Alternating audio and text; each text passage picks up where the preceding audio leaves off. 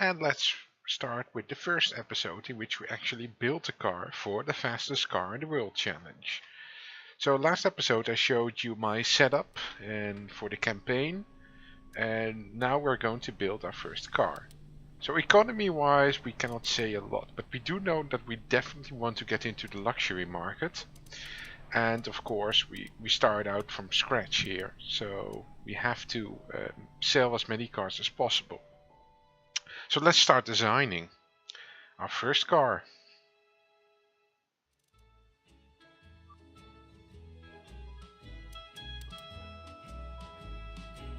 Now we want to make a car that's of course capable of going fast, so we want a more or less aerodynamical shape, but also one that, let's say, shows a lot of premium feel. So we have a couple of bodies that we can select for this, and it's actually, well, there are good options. What's very important actually in this game is that the wheel arches are a bit big, so that you can, at least in the earlier years, sustain kind of decent tire sizes in order to transmit all the power on the road. So here I'm just looking through a couple of the different body shapes that we have available that, well, at least seem like a very aerodynamical, which you can also see by the way in the tooltip, aerodynamical shape. And then we just continue. I will speed up the process of actually doing all the trims. So let's choose this one, and what we're going to do is, of course, we want to make this car also a bit light. And in order to keep it light, we will go for a space frame. And of course, well, we don't have a lot of options here. We will have a double wishbone in the front, a double wishbone in the rear. And then go for the more prestige-rich, let's say, option of having an aluminium bodywork. Now we get into the fixtures. Well, this is a part that's of course not essential to the car besides the cooling. It's just visuals, literally. So I will skip through this a bit and show you the final result.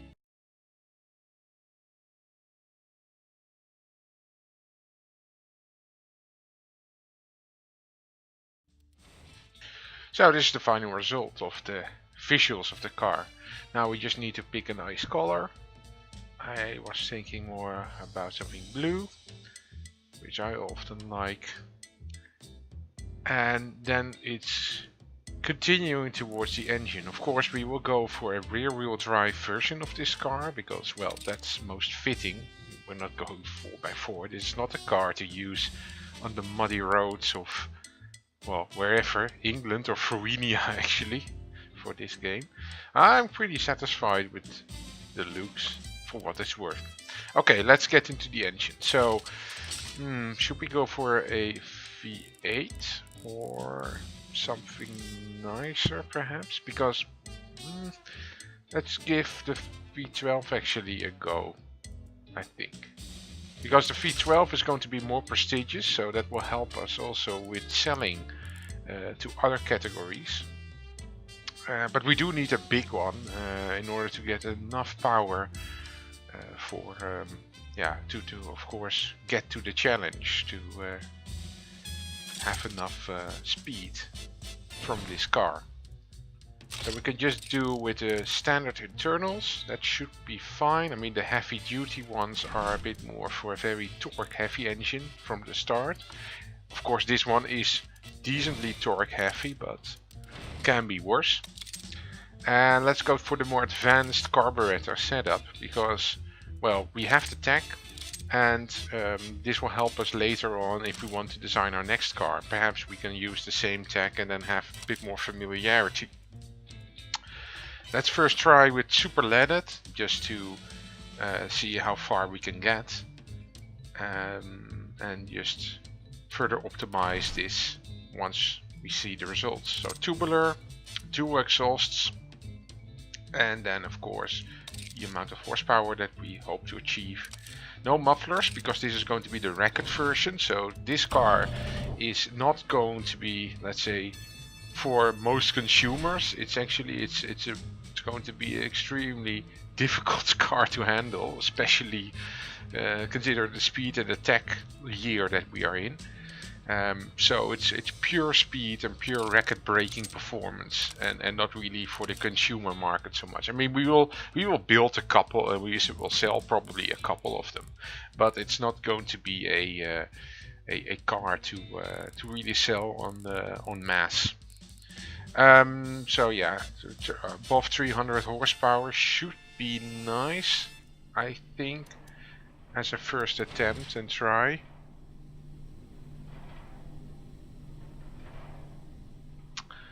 So let's continue. Let's change the cam profile a bit so that it is less aggressive. We can up the compression, but we do need to keep reliability, of course, on a decent level. So let's see where this will get us. Race setup is of course also not the best in terms of well, let's say costs, but yeah, this is a record-breaking car. This is going to be an expensive car, so I guess any owner will not really have to care about how much money it will actually take to keep it running. We can go for regularly leaded, I guess, because we have a lot of octane still left and no use to actually go to super if it's not required. Yeah, this engine might have, yeah, could have been a bit smaller, I guess. So, but anyway, let's just give it a try in the car. Let's just see how well it will perform and what kind of speed we will get using such an engine like this. So this is the record version. We will also make another version of this engine that's going to be more for the let's say more sensible consumers. Yeah, the speed is really good for this car. We are already breaking actually the speed record, if we would like, of the second decade challenge, which was 294 kilometers per hour. So that's actually pretty good. We can just put on sports compound road tires. Well, and if these will do, it's fine. Bump up the size of the tires as much as possible to get them as wide as possible. But besides that, it will not really matter so much for the record car, because that will be a crazy car to drive anyway, and we will only build a couple of them. Too bad we at this point still do not really have the limited edition stuff for the campaign.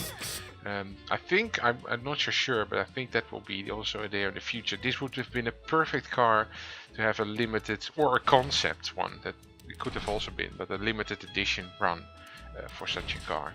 Maybe only build I don't know, 50 of them and then just stop. Because this is not going to be a car for the for the majority of the market. This will not yield us any profit, but it has to be done because of the challenge. Maybe next time I will try to, for the next car, to get a car going also for the record that can actually be sold in decent numbers, but I think in general that's always going to be way more difficult. And besides that, it's not such a big deal. I mean, we can have a couple of trims. I think I will make actually like 3 of them. So the record one, the convertible version, and a hardtop consumer version. So the first engine that I made was actually way too powerful. So I tuned it down a bit. Hopefully the car will be a bit better to handle now. Because we easily achieve the record speed that we need to achieve. So going a bit lower on the size of the engine might actually help to make it way more controllable with all that power, because we don't have the wheel, the tire width anyway to get all the power on the road. So effectively you also lose a lot by doing that. So now just optimizing the gearing again based on the new engine or the changed engine, still the V12, but It's just a bit smaller and less high-techy. So we just accept that we have less power now. Getting the brakes to good condition is always going to be difficult in these early years because you only have shitty drum brakes and they don't really brake. So effectively you just cannot rely upon them too much, and well, at least everyone has the same issues there.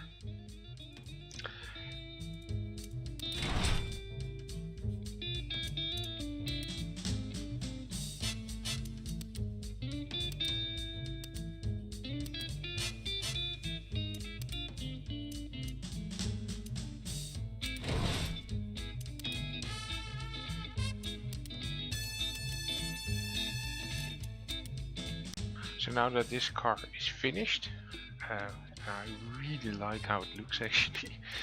I think it's nice. We will just clone it and we will make a more reasonable version out of it, or actually ultimately two more reasonable versions. A convertible version and a hardtop coupe with probably less power even than this, but way more controllable and better interior and stuff.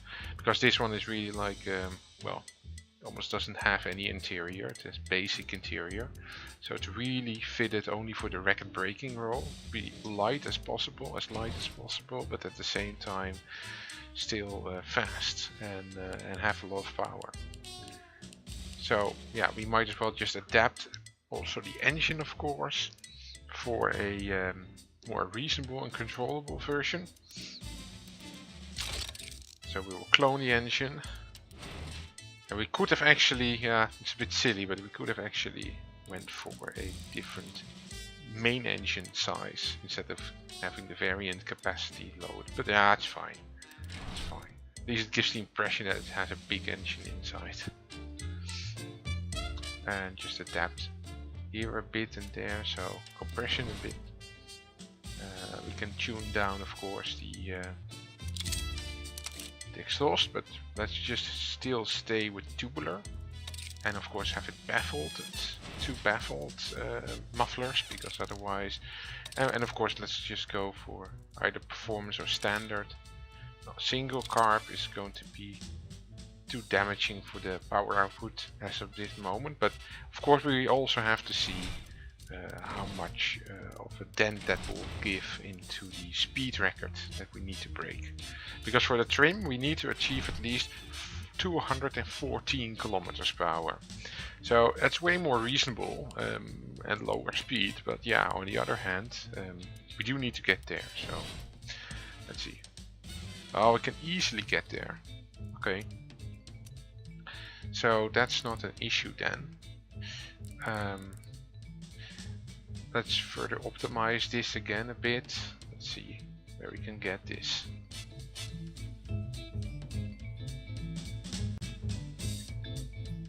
Again, a bit of optimization.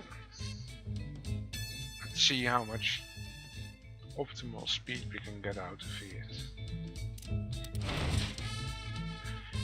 Okay, that seems good. Maybe we can update. Yeah, we can still increase the width of the tires. So this is too much, so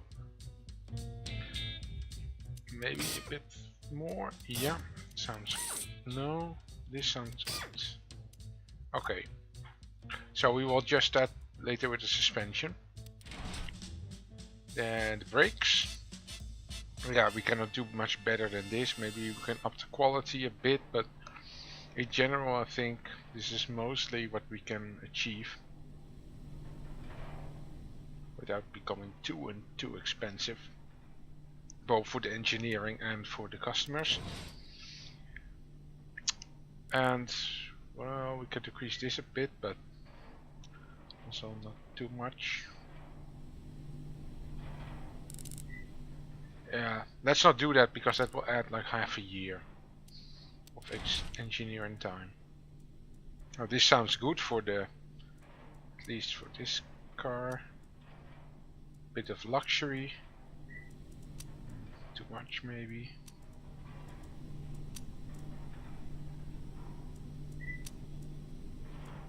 So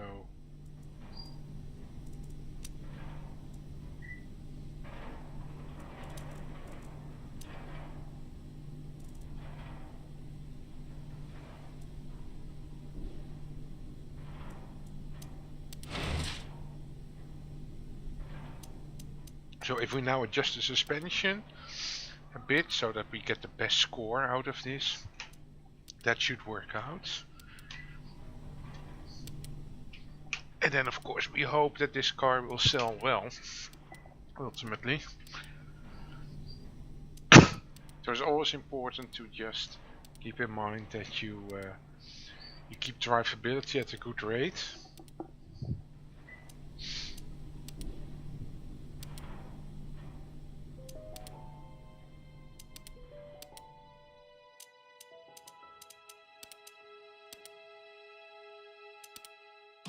Now increasing the camber will not hurt a lot, but it will of course cause more maintenance. Though for the cars that we build, that's not an issue. So I just skipped a small bit and this is the final result. So we're now going to clone this one again and we're now going to make the convertible version. And I might speed through this a bit because otherwise it would be, I guess, a bit too boring.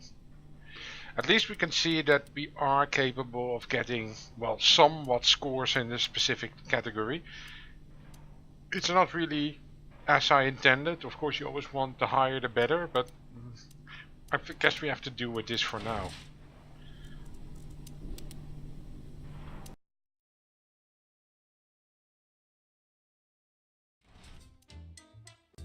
And there we are, the convertible version is finished.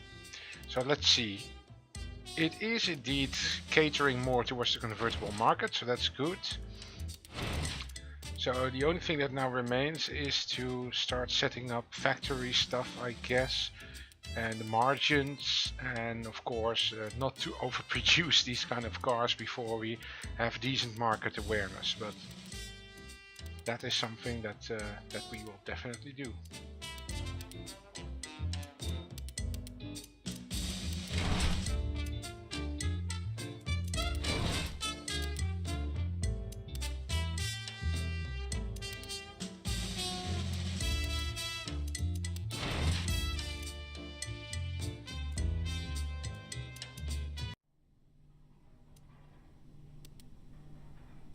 So now we have to start setting up the entire engineering team. So we'll put all the engineers here that we can muster in order to speed up the project. Can we actually put an engineer? No, it doesn't seem to be. Okay, so if we swap this, does that work? Also not. Okay. Ah, well, no, this seems to work. So yeah, I want to keep it under 4 years, the entire engineering procedure, and I also want to keep it a bit cheaper. So let's see what we can do here. I guess we just have to accept that reliability is going to take a small hit. And we have one engineer for the engine. Might be able to reduce the spending a bit, so we are at 4 years. Like that. Sounds good. Can we even up the... and then just put a bit more money into it, so it is at least somewhat more reliable. Okay. Okay, now we have to buy a plot, so I will buy a small plot for the engine factory and for the car factory. And we will see what we can do. Yeah, medium is too expensive, so let's keep it small. A tiny factory is not going to cut it. I think we can up the automation a bit, so the costs of building a car will be slightly cheaper. But it might be a good idea to actually make this factory a bit larger by making it a small factory instead of a tiny one. So that will help. And let's see whether we can increase the automation spending so that it become more efficient. I don't know whether tuning actually benefits, but well, maybe we should just keep it at 50 for now. Something like that. Let's see, can we get rid of... I don't know whether we have enough capacity to provide us with enough engines. Oh no, no. Okay, so we have to go also for a small engine factory then. Let's see, does automation help? Okay, it has help, but yeah, it costs us money, so let's do it like this. So we produce only very few cars of the record version, and all the others we actually do produce decently. Just match to car, sounds good. And then what we will look at is, yeah, this will just skip for now. We will just adjust the entire procedure based on the demand. So we can see, oh, the demand is not that high, so we have to reduce the amount of cars we produce, and perhaps also reduce the price of each car. Because initially I think we should now try to focus on producing as many cars as we can, and just enhancing our market share for each of the different facilities, or I mean different markets of cars. So we can just reduce the price for this record version to at least sell something of it, I hope. And yeah, at least we are now getting to production amounts that are viable. I'm not saying that we will become rich out of this, but let's just give it a try. And over time it will likely change. It will likely improve actually, because we will have more market share over time, because we get more awareness, our prestige will rise. So let's just skip to this first part. And yeah, so we should start production, right? So let's see. Oh, so we're already not producing enough cars, so that's a good sign. So we can now increase the number of cars being produced by us, and hopefully that will further enhance our capability of actually getting into the market of Farina and getting more market awareness. So we can increase the total production, and then I try to, let's say, I try to keep the total production at around 2 or so maximum, because that will above 2 will actually mean that you will start hurting on your efficiency. So it will become relatively more expensive to produce cars. But yeah, we will see how much we will require. So if we just let it tick slowly now, let's see how it develops. Ooh, okay, that's good. So we are now overproducing slightly. So we are selling most of the cars, or actually almost all cars that we produce, so that's good. And of course we should now just proceed slowly towards 1955. And then start production, or let's say design, of our new car. But that will of course be for the next episode. So we can see that the demand is rising, so we can increase our production as well. We can keep the price at the same level, so it's a modest margin. You see that the economy is not, it's slowing down in the luxury segment, but it's not too bad yet. And the commercial segment seems to be slowly rising again. That's a good sign that the general economy is improving in Farina and the world actually as well. Yeah, so I think we cannot really at this moment invest anything into R&D, because, well, we don't really have the money for that. Well, we are not making enough money monthly in order to support such costs. So we'll have to do with what we have for now. Okay. So yeah, now in the beginning with this challenge, I guess it's very important that we just keep on fine-tuning constantly the price and the demand and the relative production of each of the models or variants, to see what happens to the market and our stocks especially, because I don't want to have 100,000 cars lying around that cannot be sold for any profitable price. Yeah, and the record version, as I said, ideally that would have been a limited production model, but it seems that we cannot do that right now in the game. So that for the future that might again be implemented, I don't know. But anyway, let's just improve total production output. And as I said, I will not go higher than 2-ish, in order to at least keep it efficient. And if we need more cars than what we can build at that moment, I think we will just up the price so that we do not have a huge demand without supply. I think that is better. So yeah, the economy, okay, it seems to be somewhat improving in the, let's say, the general sense, but not yet for the luxury segment. Again, fine tune. We again can produce a bit more, but let's just now start increasing the price, because otherwise we might actually need to produce even more, and at some point we cannot support, or it becomes inefficient, so you should be aware of that. Let's speed through this a bit now. Okay, so in a way it's decent. I mean, we're not making a huge we're doing actually kind of fine.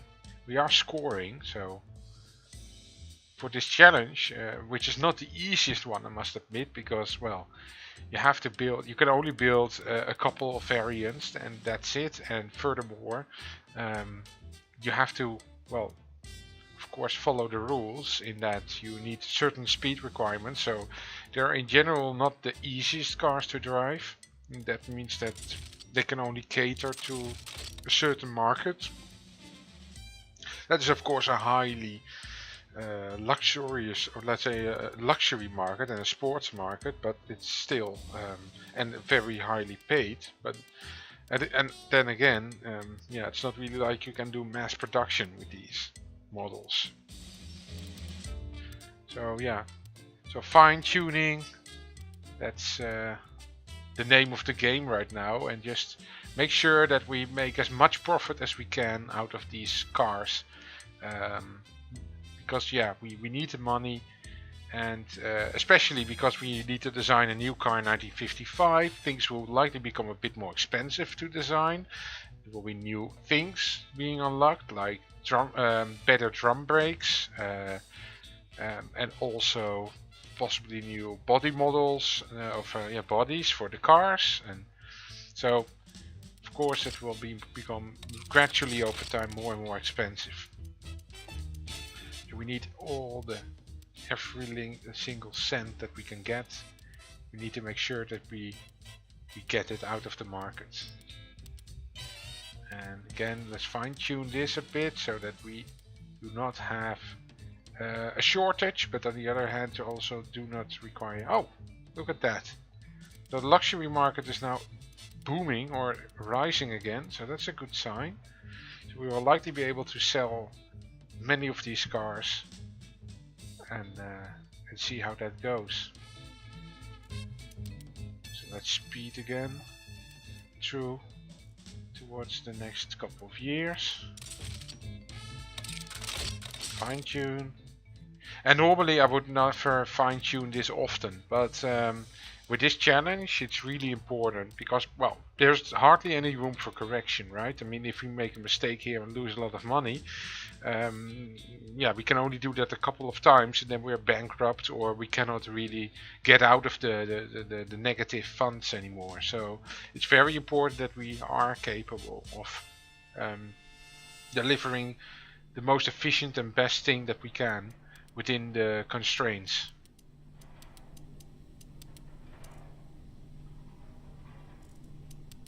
Yeah, so now the year has passed. Okay, that's pretty decent actually. If this just keeps on going like that, then I will be satisfied with how it goes. Again, fine tune a bit.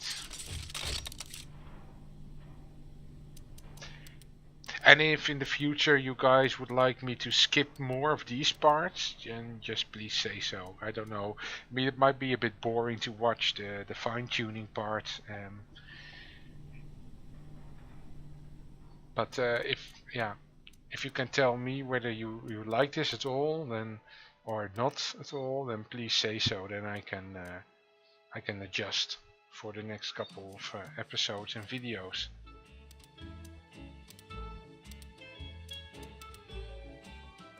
Okay, so again.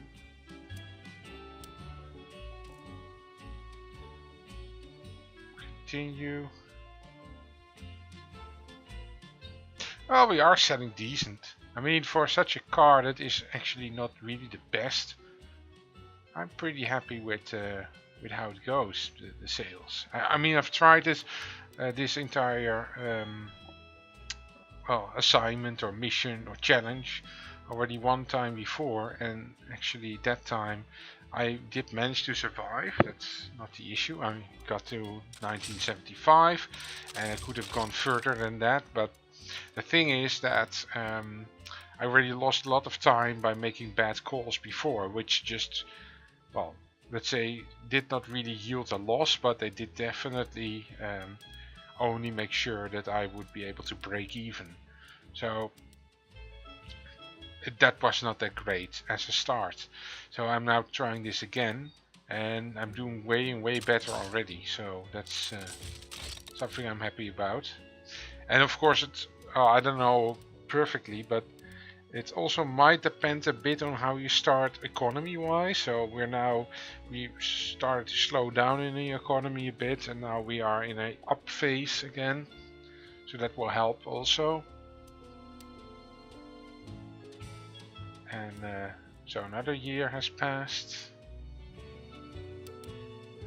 So again, to 1955, and then we need to design a new car, and that will be done, of course, in the next episode. But let's just see how much of a score and how much we can get with this, because like I said, the more the better, and we definitely need all the funds that we can get. Again, fine-tune the production. So it seems that the general demand is dropping off a bit. Sadly. So we might have to adjust the total production levels. So at least I can try to keep this a bit more equal. Like that.